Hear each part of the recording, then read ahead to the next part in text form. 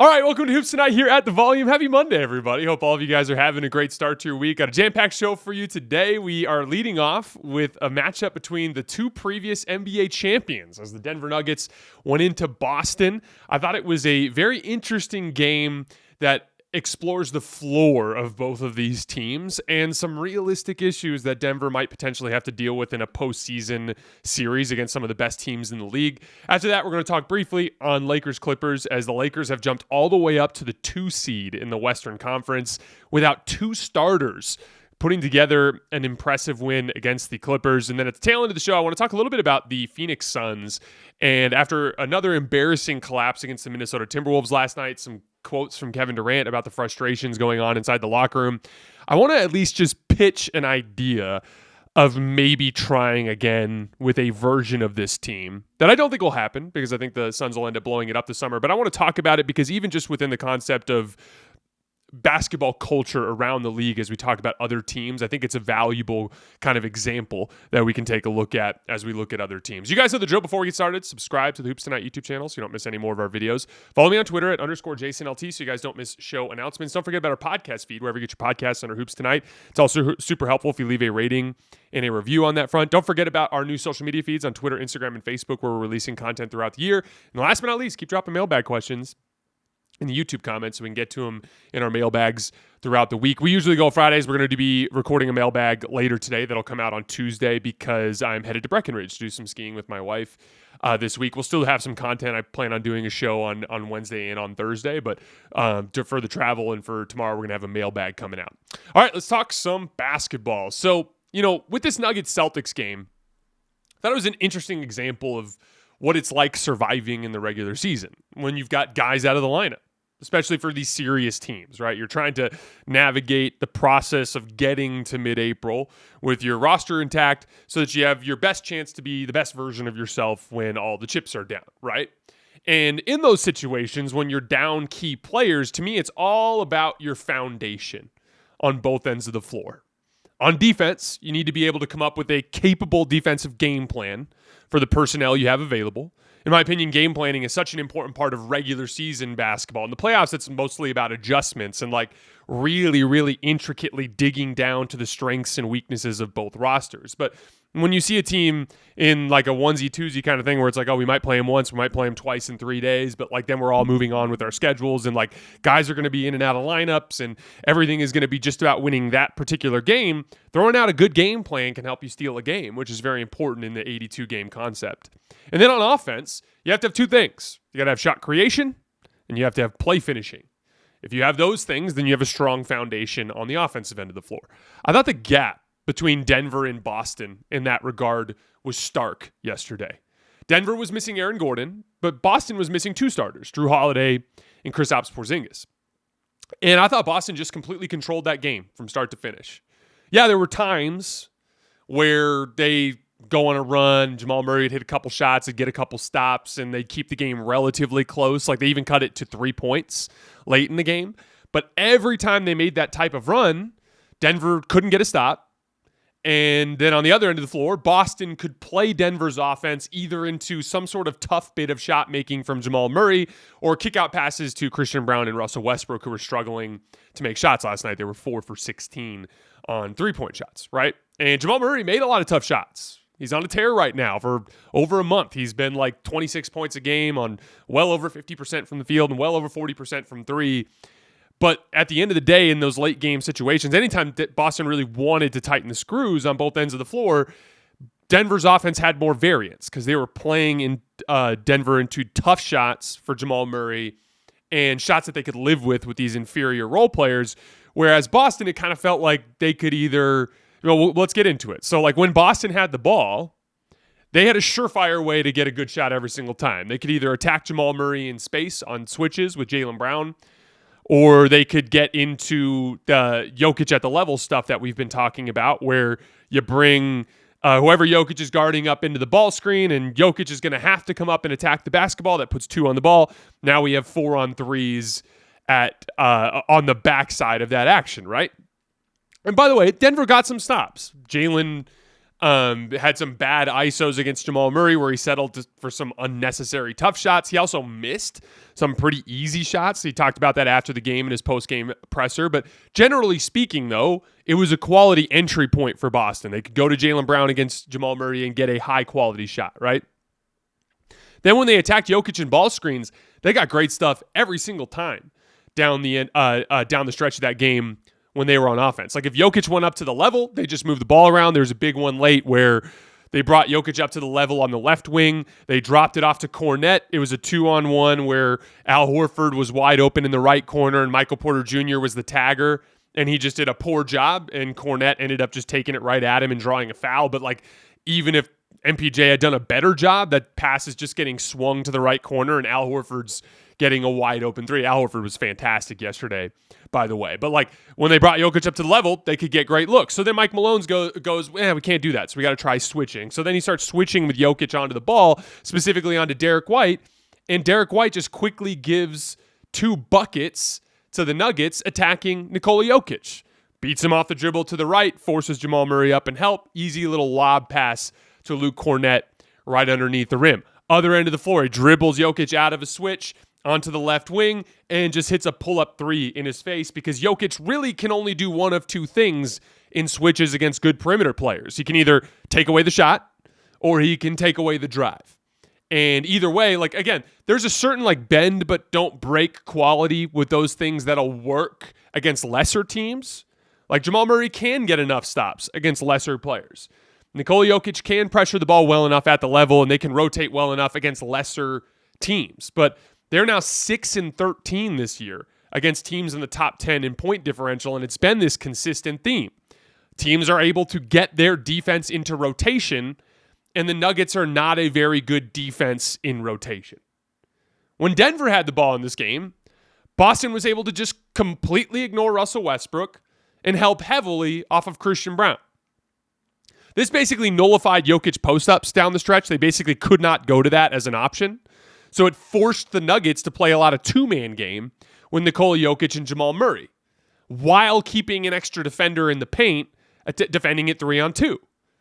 Now, what that does is it forces them entirely into over-the-top shot making. And by the way, Jamal made a lot of shots. We talked about it. He even got a layup on this really cool sequence where Jamal pulled Al Horford out and then beat him off the dribble, and then Jokic basically just set a screen in the lane on Jamal Murray's original defender, and it just gave him a little easy layup. But that was pretty much the only easy one. The rest of it was tough contest. He made a one-legged runner along the left lane line. There were turnaround fadeaways. Like he was hitting a lot of really tough shots in that stretch. But it's just difficult to keep up with Boston under that dynamic. Not to mention, it wasn't just Jamal Murray shot making. A lot of times they were able to stay close to Jamal. And who were the release valves? Kick out passes to Russell Westbrook. Kick out passes to Christian Brown. Jokic had a turnover where Brown and Westbrook both cut to the basket at the same time in the same spot and made themselves easy to guard. It's a tough dynamic to manage. When you have the defense specifically tilting towards shots that people are comfortable with them taking. I want to shout out Boston first, and then I want to get back to Denver to talk about some of these realities and what they mean for the postseason. I don't think Boston played particularly well. They only generated 22 catch-and-shoot jump shots. Again, that's been an issue for them as they've struggled to kind of get into their drive and kick as of late. Jason Tatum and Jaylen Brown both struggled to knock down their pull-up jump shots in this game. They took 13 of them and only made 3 in this game, but they have such a high floor on both ends of the court for all the stuff we talked about, the strong defensive game planning, the commitment to detail basketball culture. We're going to be talking about a lot of that when we get to the Suns in the later part of the show. But they had a strong game plan, and they had a high floor on both ends of the floor, and they were able to get a win, despite being down bodies, despite not playing particularly well. That is that strong foundation on both ends of the floor. Boston's offense is sputtering a little bit in their last 8 games. They only have a 117 offensive rating, which is not bad. It's still top 10. It was like 8th or 9th in that span. But again, it's not as good as we know Boston is capable of being, where they want to be. They aren't generating as many quality threes as they usually do, but they're down 2 starters, and they're just getting through the games in March. And they're 6-2 in that 8-game stretch, which is perfectly fine. That I'm not worried about Boston. And by the way, we have some mailbag questions that we're going to be talking about tomorrow about big picture Boston stuff. where we'll get into some more of those details surrounding how I feel about Boston in the big picture. But there are some realities in play for Denver that will make things tough for them in the postseason. On defense, they don't really have a way to stay out of rotation. And they've been a poor rotation team all year. They bring Jokic to the level, it's 4-on-3s on the back end, and they haven't defended those well. And if they switch, Jokic can't really take more than just one thing away, either the drive or the pull-up jump shot, so they end up in issues there. And Jamal can, again, hold up reasonably well in some matchups, but not against the top teams that go at him with superstar talent. This is where the loss of KCP has been an issue. Because of the loss of KCP, teams have had a way of defending the two-man game, 3-on-2, and Jamal ISOs and Jokic post-ups 2-on-1 in a way that they didn't have in the past. Christian Braun is a serviceable shooter. He hits 42% of his wide open catch and shoot threes, but he's only 31% when he's guarded. So he's well over a point per possession when he's wide open, but if you run him off the line or if you offer a contest, he dips down below a point per possession. Even worse, he doesn't really take them when he's guarded. He's only taken 49 catch and shoot threes all season. On film, one of the biggest things I notice is he's got a hesitant trigger. You can close out short at him, and he probably won't shoot it. There were a lot of sequences like that last night, or yesterday, that you guys might remember, where it was kick out to Brown, short closeout, pump fake, drive to the left, kick out to Russell Westbrook wide open. He doesn't want to take it. He still took a bunch yesterday, but he doesn't want to take it. There were sequences where it was Brown, pump fake, drive, kick. Russell Westbrook, pump fake, drive. Oh, now the advantage is gone. We're kicking it out. There's 4 seconds on the shot clock. Someone's got to jack up a shot. And again, Russ has shot the ball better this year, but what you're seeing is what the game plan will be, which is dare him to shoot type of shots. And he's going to have to hit those at a high rate. Because again, when you're talking about shooting percentages, it's not in a vacuum. It's relative to the surrounding circumstances. A 37% three-point shooter that takes 7 or 8 of them a game and is consistently guarded out at the three-point line has a value, an offensive utility that extends far beyond their shot making, and it manifests in an influx of offensive spacing and just offense. It'll manifest in their offensive rating, right? If you shoot 37, 38% on 2 attempts per game, that's where it becomes tricky because you're barely getting over a point per possession, but you're not being guarded. And outside of the 2 attempts that you take, there's a negative offensive utility in terms of the way you affect spacing. In order for Russell Westbrook to do the amount of damage he needs to do shooting the ball in the postseason, he's going to have to hit close to 40% of those threes for teams to actually be we got to close out to Russ, where you can get that offensive utility. KCP's not having the best season in the world in Orlando, and he was going to be expensive, and I understand the realities surrounding that situation. I do. But there was a formula for the Nuggets that worked in 2023, and it was 3 guys in Jamal, Kentavious, and Michael that you could not leave open, and a vertical spacer along the baseline in Aaron Gordon. It was a delicate balance.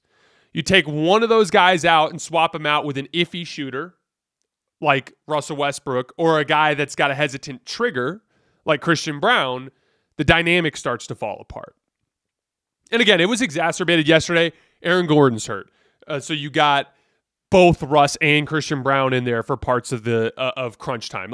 I understand that there are some realities there, but against the elite teams in a 7-game context, one of those 2 guys is going to be on the floor. It's going to be Russ or it's going to be Christian, and teams will, from a game plan standpoint, offer help off of him.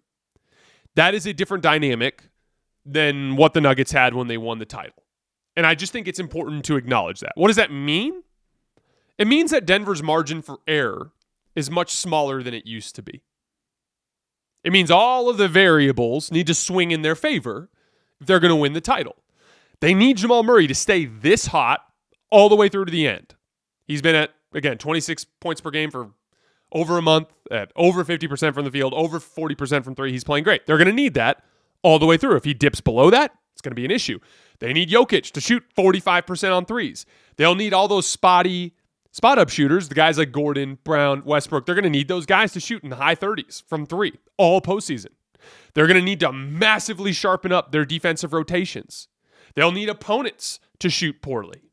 If one or two of those things swings in the opposite direction, this team is going to lose in the second round. Their margin for error is much smaller than it used to be. And I think that that's been screaming off the screen in the high leverage matchups for Denver so far this season. Who's scoring big in the NBA this season? You are, with all the new ways to get in on the action at DraftKings Sportsbook, an official sports betting partner of the NBA. From Monster Slams to dishing the rock to cleaning the glass, get behind your favorite players in the prop bets you can make on DraftKings, the home of NBA player props. Ready to place your first bet? Try betting on something simple like picking how many points your favorite player will have. Go to the DraftKings Sportsbook app and make your pick. Right now, the Oklahoma City Thunder have supplanted the Boston Celtics as the favorites to win the title on DraftKings at plus 225, with the Celtics right behind them at plus 235. First time, here's something special just for you. New DraftKings customers bet $5 to get $150 in bonus bets instantly. Take it to the rack with DraftKings Sportsbook. Every point counts. Download the DraftKings Sportsbook app and use code HOOPS. That's HOOPS. That's code HOOPS for new customers to get $150 in bonus bets when you bet just $5. Only on DraftKings. The crown is yours. All right, let's talk a little bit of Lakers-Clippers. Same sort of concept in terms of what we were talking about earlier about keeping a high floor on both ends. Like, you're down two starters in Rui Hachimura and Austin Reeves. And they made up for it with their bench through a strong defensive effort.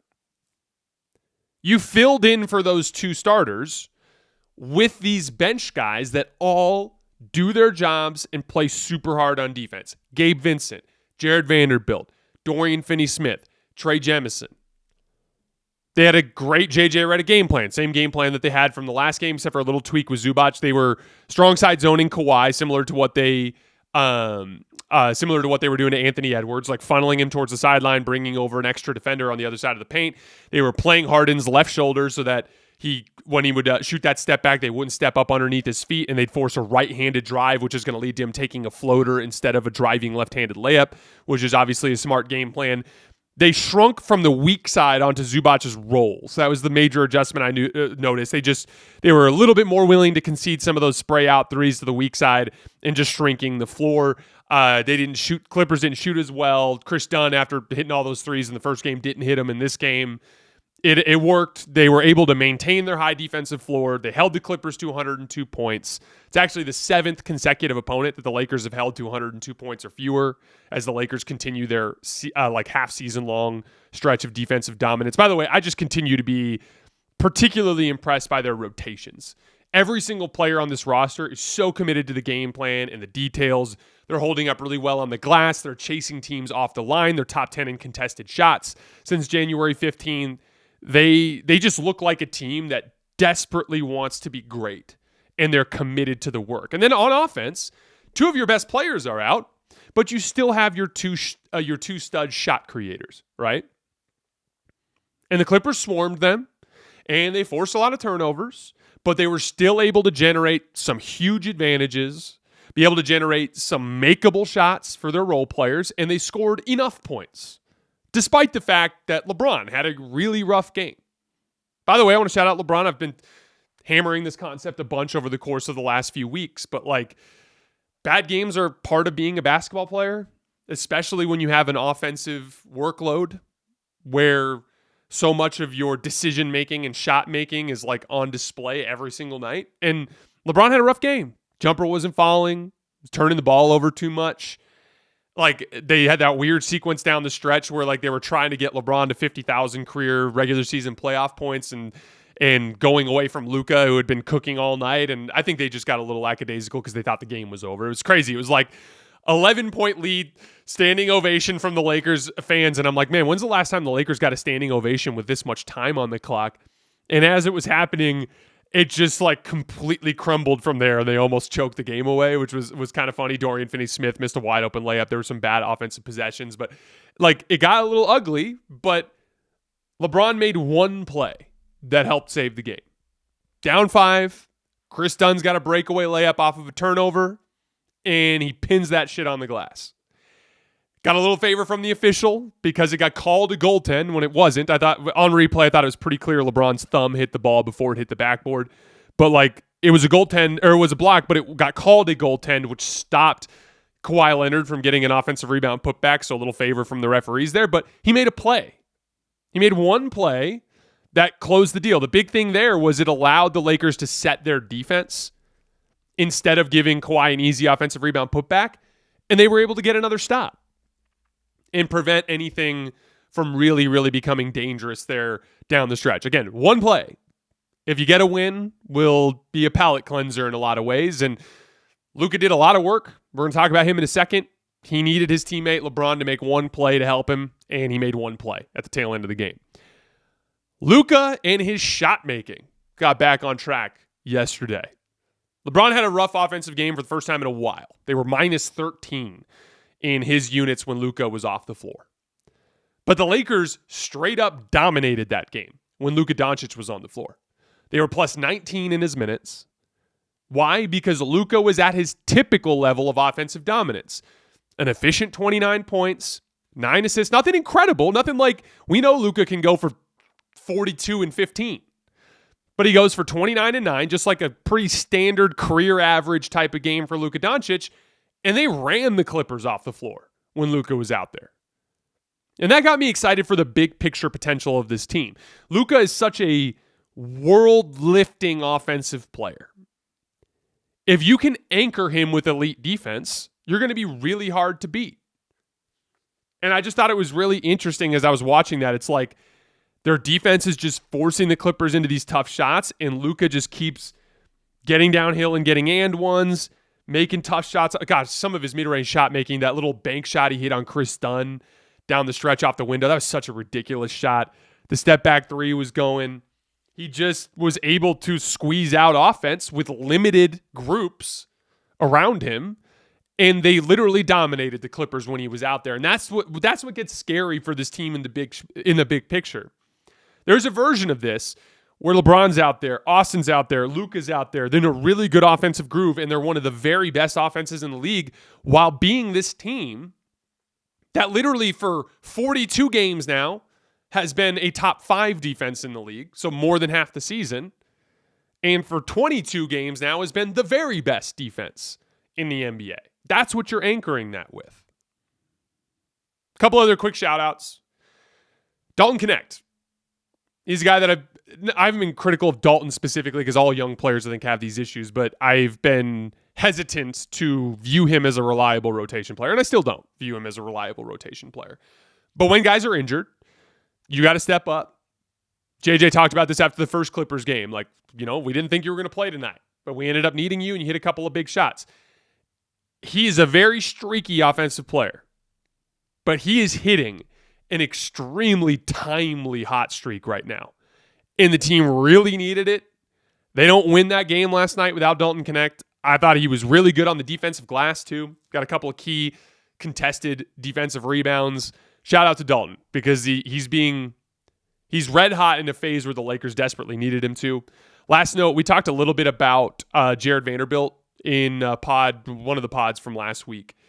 And I talked about like kind of the difference between using him out of the corner versus using him as a cutter, and how I talked about how in the early returns he had been knocking down some threes but missing on his cuts, and I just wanted to keep an eye on that. Well, since we had that conversation in the 2 or 3 games since then, he's missing his corner threes, and he's starting to get some openings on cuts with Luka. He had 2 dunks last night, a lob and then a cut along the baseline where he caught a drop-off pass and a dunk. Luka is just able to so surgically create these types of openings for him that I do think it's manifesting better for him to be operating out of the dunker spot more. I was just really curious to see how that would develop over a larger sample, and after seeing more, I think I'm leaning more towards keeping him in the dunker spot. All right, I wanted to take a second to talk about Mando. I've had a very frustrating experience in my life with deodorant just because my skin is so sensitive, and even the stuff that doesn't have the weird, crazy aluminum in it, sometimes I just get like really irritated in the skin in my armpits when I use deodorant. And a while back, Mando sent me Their deodorant, I've been using their Mount Fuji deodorant for a while now, and it's been an incredible experience for me. Really like the scent.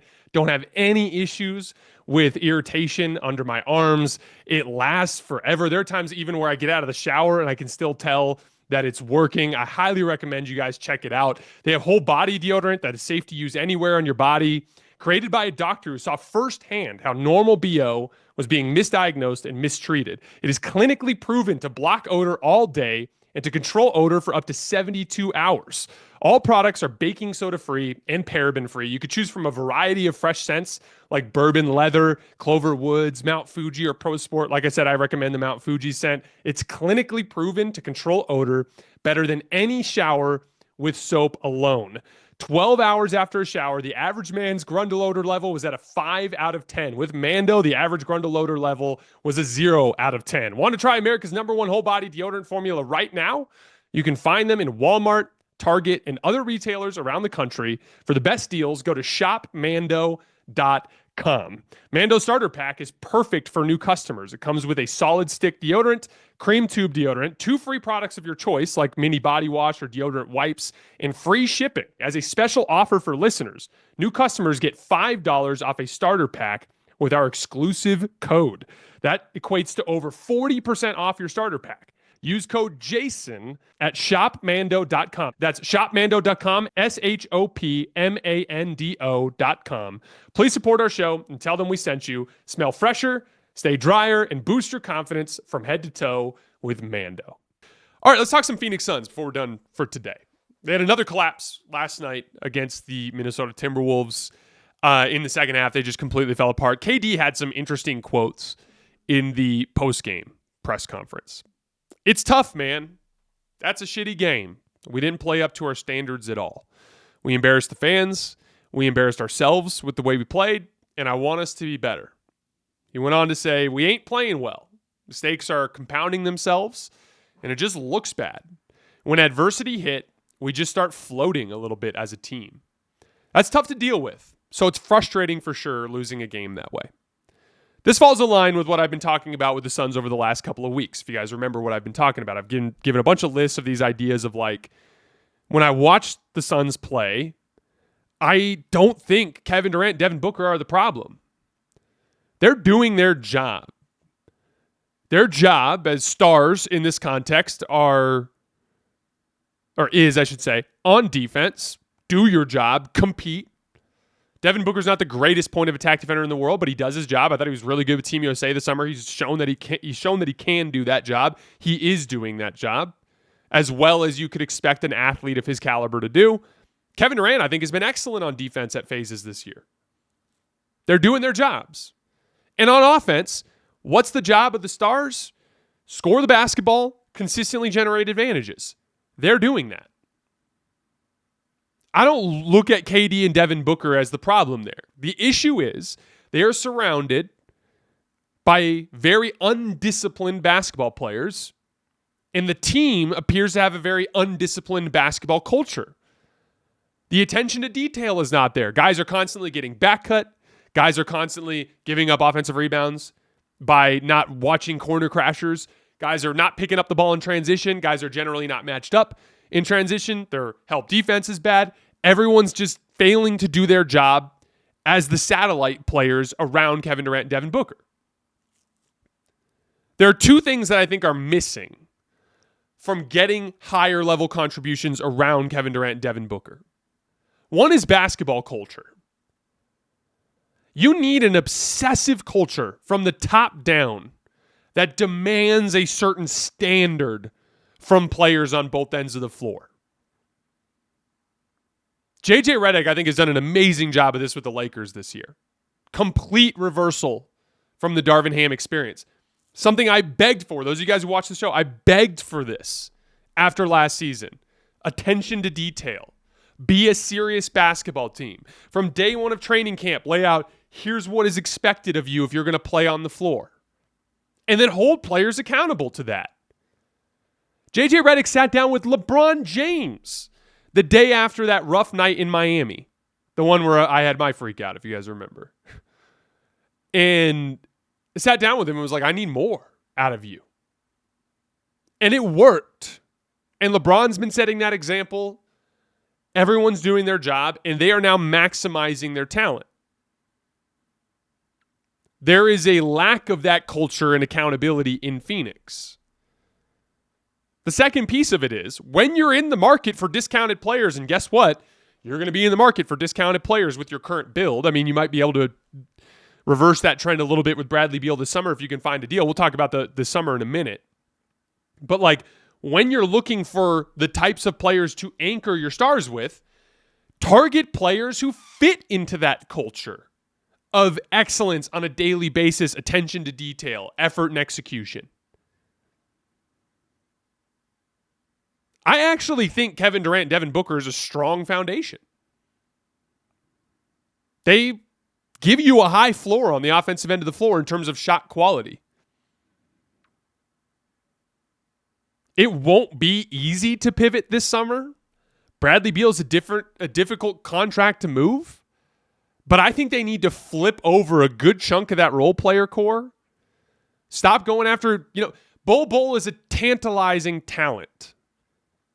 But he's very inconsistent in his possession-to-possession execution. I've watched him grab crazy contested rebounds that only he can get, and I've watched him float around and not do his job, not pick up his man in transition, not track a shooter off the ball. They don't need talent. Devin Booker and KD is the talent. They need dependability in the details. They need scrappers. They need fighters. Guys who can muck things up and allow Kevin Durant and Devin Booker's gifts to lift them over the top. Not to bring it back to the Lakers, but that's literally how they won a game last night. It was like a bunch of two-way guys and bench role players alongside LeBron and Luka, but those dudes are all ass kickers who play defense and pay attention to the details, and they have a culture from the top down from their head coach, so they look like a damn good basketball team. And they just pretty much manhandled a very good Clippers team, down two starters and most of their offensive talent. Do you think Trey Jemison is an incredibly talented basketball player compared to some of these Suns role players? Do you think Shake Milton is, or Dalton Connect is, or Jared Vanderbilt is? These are very flawed players. But they're ass kickers. They're fighters. They're scrappers that are in a culture that demands that from the top down. If I was running the Suns this summer, I would do everything I could to trade Bradley Beal, and I would target every discounted, mean, ass-kicking role player that I can find. Even if they have offensive limitations. All minimum players have limitations on one end of the floor, sometimes both. But from day one of training camp, I'd do everything in my power to establish a strong basketball culture where effort and execution is mandatory to see the floor. Find players that fit into that culture and see what you can do with Devin Booker and Kevin Durant. I don't think this is going to happen. I think it's more likely that they trade KD and instead try to rebuild around Devin Booker, but I think that's a mistake. Not unless you plan on trading Devin Booker too, because I don't think Devin Booker is good enough to be the best player on your team in the Western Conference with Luka, with Shea, with Jokic, with Wemby on the way, with a team that's led by Steph Curry and Jimmy Butler. I don't think you're going to do well in that conference with him as your best player. Kevin Durant and Devin Booker is enough to hang in the West. You just need to do a better job of surrounding them with guys that accentuate their strengths instead of demand more out of them as defenders and rebounders and detail guys. Get them ass kickers. Get them dudes that'll go out there every night and just fight alongside them and do their jobs. I think that would go a long way towards giving them a better chance to compete with that group. Again, I don't think it's going to happen. I think they're going to end up punting.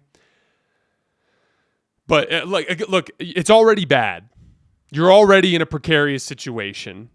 There is no pivot, even with a KD trade, that's going to bring you to relevance. KD has been one of the strong and dependable players on both ends of the floor for you this year at a superstar level. There's nothing you could get back in a deal that would actually allow you to be successful next season, except for maybe draft compensation that can help you reset. And if that's the case, you might as well trade Devin Booker too. But I would at least try to trade Bradley Beal and see if you can't try to pivot around those guys. All right, guys, that's all I have for today. As always, I sincerely appreciate you for supporting me and supporting the show. We'll be back tomorrow with a mailbag that I'm about to record. I will see you guys then.